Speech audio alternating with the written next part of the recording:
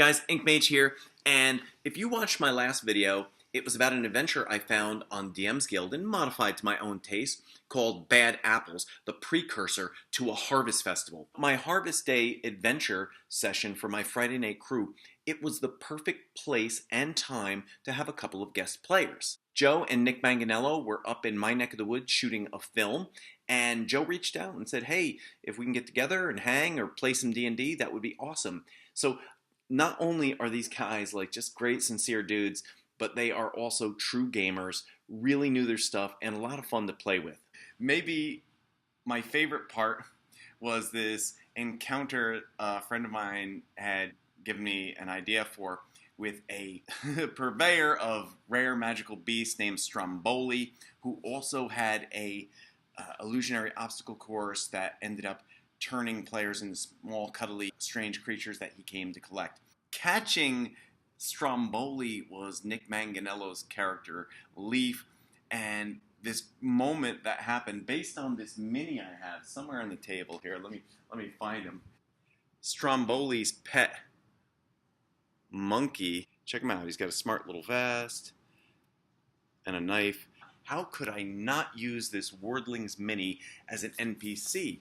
When Nick's character grabbed him by the collar, Stromboli, to prevent him from leaving after snatching up one of the polymorphed friends in the party, he grabbed Stromboli, and coming out from behind the hidden folds of Stromboli's cloak was his pet monkey, Luigi, with a knife, and he stuck him. Joe had grabbed the monkey and turned him upside down. It was like shaking him, and like the knife came out, some piano wire came out, and a flask of alchemical fire. What I should have done, instead of naming him Luigi, he really should have been Luca, or just maybe Brazzi. So I was really grateful for the opportunity to have him become a greater part of the game, especially given the fact that Nick used a potion of animal friendship that he had earlier to make him his friend. Now, I don't even care how long that duration lasts.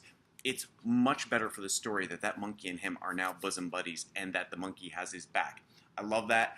I only wish that he was in the game regularly so that Luigi could have a greater part, because I think he'd be hysterical. I hope he takes him and uses him in his own game with Leaf. I had a big setup and pretty much used everything that is on the table, even if it was just set decoration like the awesome windmill. And there was some improv play as the race around the old tower continued when Joe's character decided to explore the tower and had to quickly improvise a little encounter that involved spider webs and finding a body. My own brother Joe, his character leaped off the wagon and came back and helped. It could have gotten ugly there. And the finale of the Harvest Festival, and part of the festival was the Day of the Strawmen, which was a little short encounter option from Dungeon Magazine years ago in a PDF format, where it was a festival and everybody had these straw effigies and they would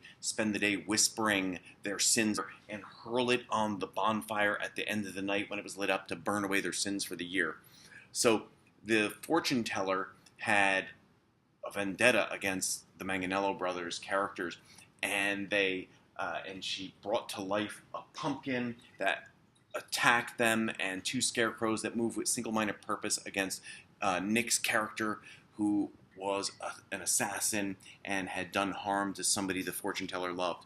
Now, a great way to finish the game off after everybody, all the villains were dead, was Joe walked over and grabbed the two scarecrows, lifeless, still bodies, picked them up, whispered to each of them as he walked over and cast them on the fire. Man, I howled. That was great fun. What a great game. I think I will do variations of this with different challenges every year during this time. It's really perfect, especially, here in the Northeast. But you don't need to play a D&D Harvest Festival in the Northeast to have that fun and capture that spirit. You could be anywhere, including sunny California.